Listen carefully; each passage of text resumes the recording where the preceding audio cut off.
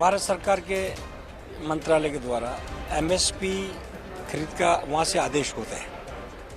अभी नई आवक शुरू हुई है और उसका जो मार्केट वैल्यूज, जो मार्केट जो कीमत मिल रही है, उसमें धीरे धीरे फ्लक्चुएशन आ रहा है। शीघ्र ही इस पर सहकारिता विभाग के माध्यम से हम लोग बात करेंगे और बात करने के पश्चात एक भारत सरकार की अनुमति के पश्चात रासफेड और नेफेड के माध्यम से जब भी अनुमति मिलेगी इसको क्रय करने का काम हम लोग करेंगे। तुले क्या है, पहले तो बोल रहे थे भाई कांटा लगेगा, समर्थन मूल्य का मूंगफली तुलई होगी। बाकी ऐसे धीरे धीरे करते करते सरकार ने अभी ऐसे उसके ऊपर कोई कदम उठाया नहीं है।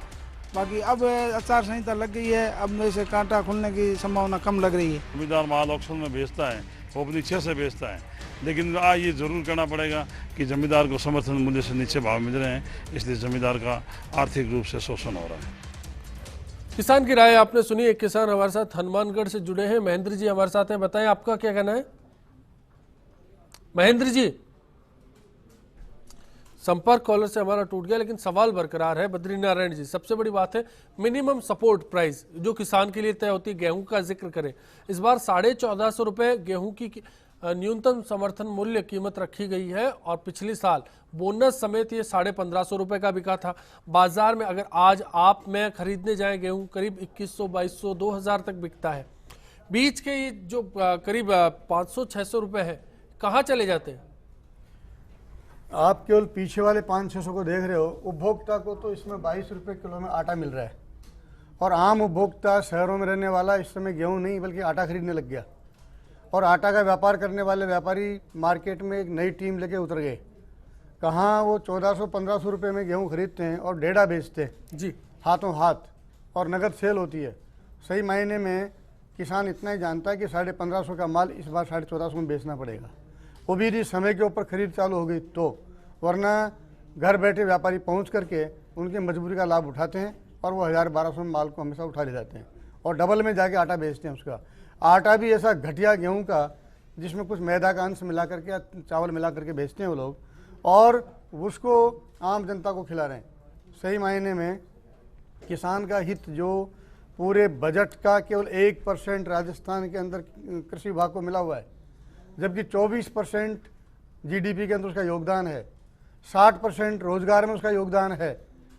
ये और कई प्रकार के निर्यात खेती पर ही निर्भर करते हैं। इसके बावजूद बजट के मामले में उसके साथ जो अन्याय पक्षपात होता है, इसको यदि मोटे अर्थों में अपन समझ सकें तो इसी से पता पड़ जाएगा कि किसान के साथ कितनी बड़ी उपेक्षा सरकार के लेवल पे की ये एक सोचने वाली बात है। महेंद्र जी हनुमानगढ़ से फिर से जुड़े हैं, बताएं आपका क्या कहना है? हाँ जी सर, वो मेरे नरमे के बाद फसल होती है मेरी यहाँ पे जी, तो सर उसका अच्छा भाव नहीं मिल रहा है हमारे को। बिल्कुल भाव डाउन है सर, तो बिल्कुल डाउन है भाव, कुछ भाव नहीं मिल रहा है मंडियों में सर। घाटा हो रहा है इस बार? अब बिल्कुल घाटा है सर। पिछली बार से भी बहुत घाटा पड़ रहा है सर। पिछली बार तो 5000 लमसम भाव मिल गया था, अब की बार तो 3600-3700 का भाव मिल रहा है सर। शुक्रिया आपका। शरद जी, मैं बद्रीनारायण जी कुछ कहना चाह रहे हैं, पहले फिर मैं आपके पास आऊंगा। कुछ कहना चाह रहे हैं आप? हाँ, ये बीटी कॉटन का बीज जब से मार्केट में आया है, रोक लग गई थी इस पर। तो अंतर नहीं, कॉटन के अंदर तो BT cotton genetic modified seed लागू हो चुका पूरे देश में और वो ही इस समय नरमा के नाम से बिक रहा है और उसकी विदेशी मांग कम होने के कारण अब स्थानीय बाजार के अंदर भी उसकी मांग घट गई, यानी उसके दाम घट गए। जो कंपनियां बीजों का व्यापार करने वाली है उनको सोचना चाहिए, या दूसरे जो जेनेटिक मॉडिफाइड सीड्स सरकारें लेके देश में आ रही है उनका पुनर्विचार करना चाहिए कि ये जो जीन के साथ छेड़छाड़ करने वाला वैज्ञानिक शोध है, ये जो 500-600 लाख करोड़ डॉलर का व्यापार बीजों के द्वारा होता है, उनको हथियाने वाली यहाँ भी किसान मारा जाता है। शरद जी, यही बड़ा सवाल है कि इसको लेकर कोई स्पष्ट नीति नहीं आती। आपको क्या लगता है? देखिए, मैं जहाँ तक मानता हूँ कि अभी तक किसान के लिए समर्थन मूल्य की बात होती रही है कि उसके लिए एक मूल्य नीति होनी चाहिए, ये समर्थन मूल्य होना चाहिए। मैं कहता हूँ कि किसान के लिए निश्चित मासिक आय गारंटी योजना होनी चाहिए कि जब सफाई कर्मचारी की एक तनख्वाह होती है, उसको इतना मिलना है, 15,000 मिलना है, 20,000 मिलना है, तो इस देश में अन्नदाता के लिए ऐसा भेदभाव क्यों? वो भी आपका मतलब कि अन्न उपजा के देश का पेट पाल रहा है, उसके लिए भी निश्चित आय की गारंटी होनी चाहिए कि उसको इतना पैसा मिलेगा। ये एक बड़ी सवाल है। राम सिंह जी, मैं आपकी राय जानना चाहूंगा। नरमा किसानों का खास तौर पर जिक्र आया, बीजों को लेकर बात हुई, हर जगह बिचौलियों की बात आती है, सरकारी नीतियों की बात आती है। जिम्मेदार किसे मानते हैं आप? कहाँ कमी रह जाती है? क्या सरकार के स्तर पर समझने में कमजोरी है, या फिर सरकार नीतियां बना देती है, अफसरों के स्तर पर उसे लागू करने में कमजोरी आती है? देखिए, दोनों जगह इसमें दिक्कत है। पहली दिक्कत तो ये है कि जो इस चीज़ को माइन्यूटली जो समझने वाले लोग हैं वो इस काम में या इस फैसले में भागीदार नहीं होते हैं। वो यदि इस में फैसलों में भागीदार हो तो ये दिक्कतें कम आती हैं। जी। बड़ी कंपनियां क्या करती हैं, अपना बीज लाती हैं और उस बीज को किसान को देती हैं, लुभावना कोई वो दे के, और उसके बाद उसके अलावा उस ज़मीन में दूसरा कोई बीज पैदा नहीं होता है, वो उसको खरीदना कम कर देते हैं, वो नीचे मूल्य में उसको खरीदना पड़ता है। ऐसे मजबूर किया जाता है किसान को, इसीलिए आत्महत्या पे मजबूर होना पड़ता है किसान को। लेकिन इन सारी चीज़ों में जो लोग इन सारी चीज़ों को समझते हैं उनको यदि भागीदार बनाया जाए और उस समस्या पे ठीक से बात की जाए तो ये समस्या कम होती है। और ये एक रास्ता हो सकता है, ये एक रास्ता हो सकता है। और कांग्रेस पार्टी ने लगातार इस सारी लाइन पे काम करने की कोशिश की है, लेकिन जब भी दूसरे लोग आते हैं वो सारे सिस्टम को क्रैश कर देते हैं और उसके बाद फिर वापस वहीं से काम शुरू करना पड़ता है, जीरो पर आ जाता है। जयसिंह जी, मैं रोकूंगा आपको, एक कॉलर साफ दिखाई देता है कि जब किसी प्रधानमंत्री के कंधे पे हाथ एक इस देश का सबसे बड़ा व्यापारी हाथ रखता है कंधे पे, तो आपको समझ आ जानी चाहिए कि वो क्या बताना चाहते हैं इस देश को। इसके क्या मायने हो सकते हैं? जयसिंह जी जैसलमेर से बने हमारे साथ, बताएं जयसिंह जी क्या कहना चाह रहे हैं आप? सर मैं ये कहना चाह रहा हूँ जो ये अभी हो रहा है इसमें अभी तो कोई ऐसी खास फसल कहीं निकल नहीं रही है जी। जो ये विरोधी पार्टी है जो ये आरोप लगा रही है, ऐसा कुछ नहीं है। अभी तो कोई खास फसल निकल नहीं रही है, कार्य चल रहा है। और जी, आपके हिसाब से किसान मुनाफे में है? संपर्क कट गया। रामपाल जी, एक बड़ी बात है, चने की बात कर लीजिए, मसूर की, सरसों की, हर जगह जो पिछली बार मिनिमम सपोर्ट प्राइस, न्यूनतम समर्थन मूल्य तय किया गया था, उसमें मामूली सा इजाफा हुआ है, लेकिन किसान को जो घाटे की बात की जा रही है वो बड़ा है। उस अंतर के लिए किसे जिम्मेदार मान रहे हैं? अश्विनी जी, चने की कहानी अकेली सब फसलों की कहानी कह देती है। चने का पिछले वर्ष उत्पादन खर्च था 37 रुपये 1 क्विंटल का, न्यूनतम समर्थन मूल्य था 31 रुपये 1 क्विंटल का, और किसानों को चना बेचना पड़ा 25 रुपये बाजार में। जिन 10% किसानों ने न्यूनतम समर्थन मूल्य पर चने बेच सके थे उनको पेमेंट मिला 4 महीने बाद। उनका 356 करोड़ रुपए लेकर राज्य सरकार, केंद्र सरकार बैठी रही हाथ पर हाथ रखकर, और 4 महीने तक, जब तक राजस्थान के किसानों ने इसके लिए आंदोलन की घोषणा नहीं की तब तक सरकार चेती नहीं। इसलिए मैं ये कहना चाहूंगा, इसका जो अच्छा तरीका है वो है किसान मजबूर नहीं मजबूत बने। और हमने इसलिए मजबूरी में नहीं हम बोल रहे हैं, हम मजबूती से आवाज उठा रहे हैं, अब से नहीं 1980 से। और न्यूनतम समर्थन मूल्य पर खरीद ग्राम सेवा सहकारी समिति। चलिए ये बताइए, जो अभी तक की तस्वीर आई है उसके मुताबिक आपको क्या लगता है कि जो सरकार है वो काम करती है तो उस पर दबाव बिचौलियों का होता है? अश्विनी जी, अभी आपने दिखाया कृषि मंत्री जी का बाइट, वो कह रहे हैं फ्लक्चुएशन आ रहा है, इसलिए तो न्यूनतम समर्थन मूल्य पर स्थायी खरीद केंद्रों की आवश्यकता होती है कि जब फसल बाजार में आवे उसके पहले ही खरीद केंद्र तैयार हो जावे।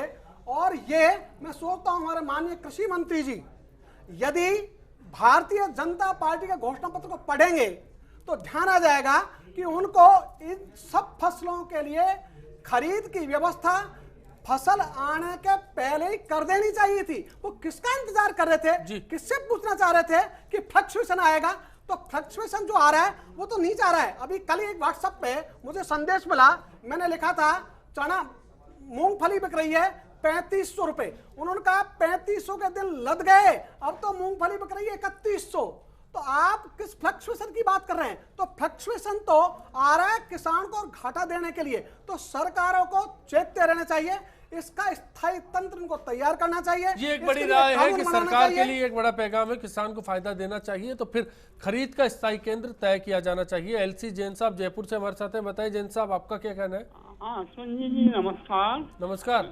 मैं ये कहना चाह रहा हूँ, किसान की फिक्र है सबको, जो युवा की फिक्र है सबको, लेकिन जिसने जिंदगी अपनी जो है सरकार को दे दी, गवर्नमेंट सर्वेंट जो रिटायर्ड हैं, उनके लिए जो है क्या कर रही है, अब तक कोई नहीं मोल पा रहा है क्या? वो अपने आप को जो है स्वेच्छा मृत्यु का इंतजाम कर ले अपने लिए? उनके लिए कितने दुखों में जी रहे हैं वो, उनके बारे में किसी ने पूछा आज तक? बड़ी शर्म की बात है। शुक्रिया बिग फाइट से जुड़ने के लिए जैन साहब आपका। गणपत जी हमारे साथ नागौर से बने हैं फोन लाइन पर। बताएं गणपत जी, आपका क्या कहना है? हेलो सर, मेरा ये कहना है कि जो गुआर का जो पिछली बार जो गुआर का भाव आया था जी, तो उसमें सर किसानों ने सर गुआर बोना शुरू कर दिया उस भाव को देकर जी। और इस बार आपको लगता है कि आपके साथ धोखा हुआ? हाँ सर, इस बार हम सभी किसान हमारे नागौर जिले में गुआर की बोई अधिक कर रहे हैं। ये एक बड़ी बात और निकलकर सामने आती है कि दरअसल किसान के साथ इंसाफ किस सूरत में नहीं हो पाता, जब उसको ये पता नहीं चल पाता उसे उपज किसकी लेनी है। सरकार कीमतें अपने हिसाब से तय करती है, उसमें किसान की ज़रूरतों का ख्याल नहीं रखा जाता। और सबसे बड़ा सवाल फिर यहाँ खड़ा होता है कि आखिर में जब उपज तैयार हो जाती है तो उसे खरीदने के लिए बाजार में कोई मौजूद नहीं होता। ब्रेक के लिए जा रहे हैं, ब्रेक के बाद जब लौटेंगे आखिरी दौर में हम होंगे सरकार के लिए क्या सुझाव हो सकते हैं इस खास पैनल के, उन पर बात होगी। साथ ही चर्चा एक और मुद्दे पर होगी कि आखिर किसान को इंसाफ किस तरह से दिया जाए। जिस तरह के जिनसों की खरीद सरकार करती है उसमें काफ़ी गालमेल होता है और किसान परेशान होता है। इसको लेकर नीति बदलनी चाहिए। इसके लिए सरकारी महकमा जिम्मेदार भी है और सरकार भी जिम्मेदार है, दोनों। किसानों के लिए ऐसी नीति बने ताकि किसान की कीमत पूरी मिले। अगर किसान की कीमत पूरी नहीं मिलेगी तो देश कैसे खुशहाल होगा।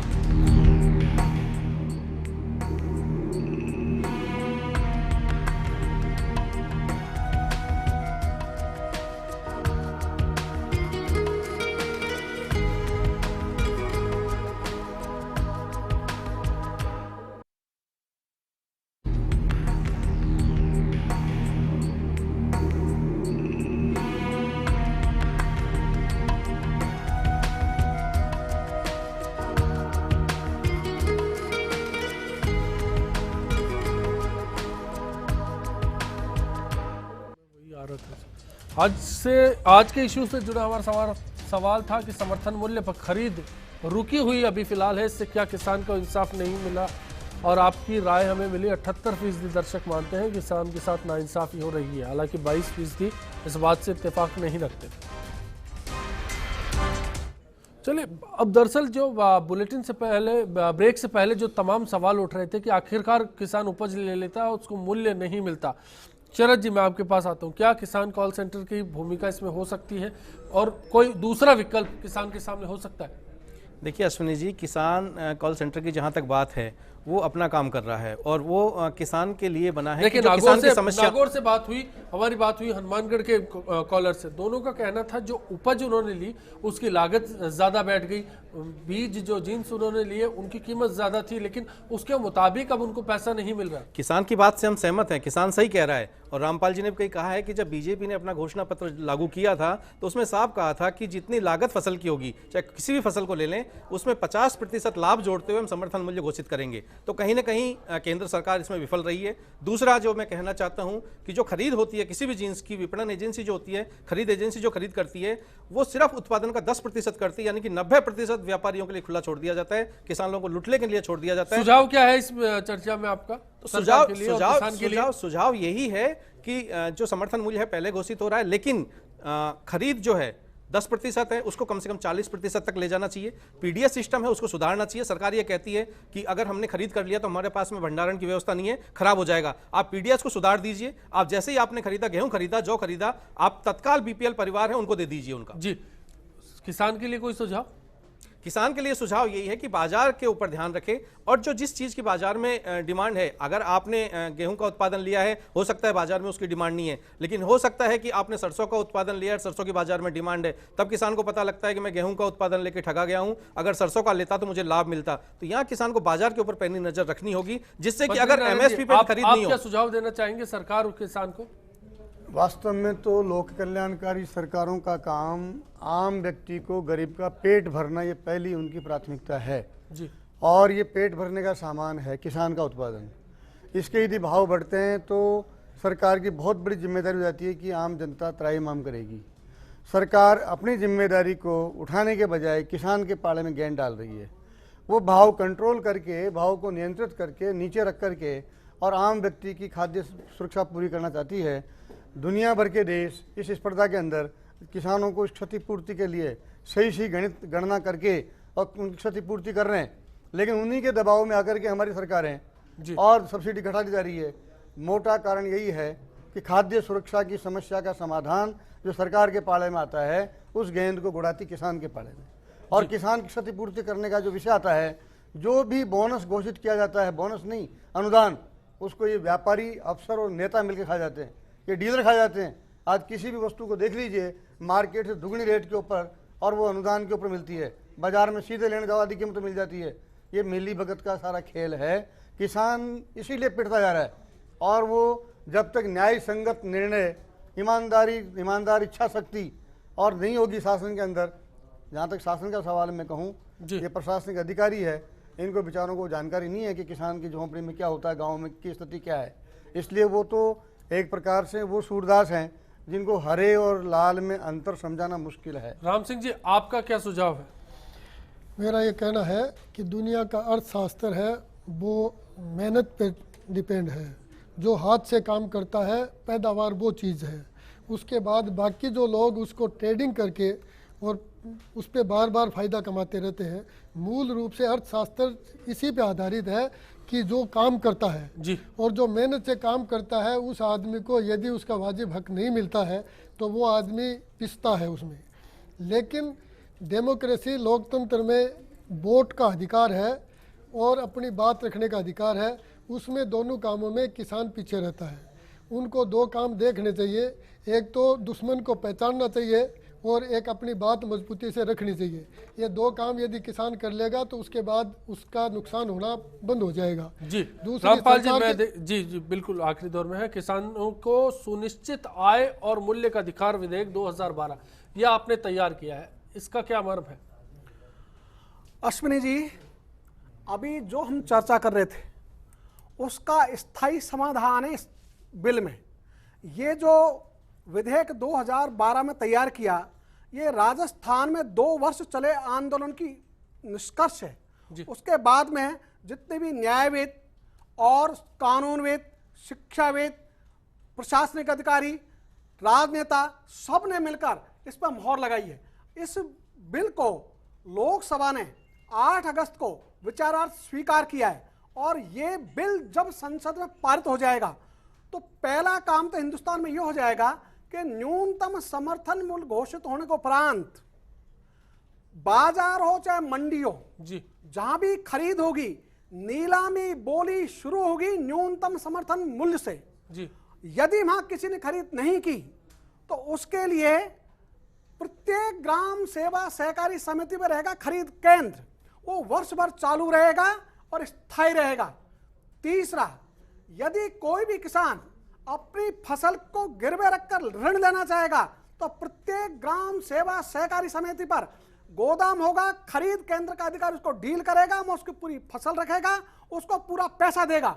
यदि किसान बाद में चाहेगा कि उसका पैसा उसको वापस दे दी, उसकी फसल वापस दे दी जाए, बाजार भाव बढ़ गए तो वो किसान से ब्याज ले लेंगे, गोदाम का किराया ले लेंगे, उसकी फसल को वापस दे देंगे। इस ढंग के जितने भी प्रावधान है वो इसमें है। तो किसानों की उपजों का उचित मूल्य दिलाने के लिए सभी प्रकार की फसलों के न्यूनतम समर्थन मूल्य घोषित करना। और जब ग्वार की चर्चा आ रही थी, हम लगातार मांग कर रहे हैं ग्वार की, मोठ की, मेहंदी की, इनके समर्थन मूल्य घोषित किए जाएं। आज तक भी सरकार बिल्कुल कुल मिलाकर जो फैसला है किसान के हक में किया जाए, बातों को सोचा जाए, गंभीरता से ली जाए। और सबसे बड़ी राय जो इस चर्चा में आई, अगर किसान के लिए आपको फैसला लेना है तो फिर किसी किसान को विशेषज्ञ के तौर पर उस टीम में शामिल करना होगा, तभी जाकर किसान को इंसाफ मिल पाएगा। न्यूनतम समर्थन मूल्य की बात अगर हो तो उस पर भी फैसला देरी से ना लिया जाए, तुरंत लिया जाए। इस चर्चा का यही आसार अभी निकल कर सामने आ रहा है। खास मेहमानों का हम यहाँ शुक्रिया अदा करेंगे इसी उम्मीद के साथ विदा लेंगे कि किसानों के साथ आपका भी आने वाला कल आज से बेहतर साबित हो। नमस्कार।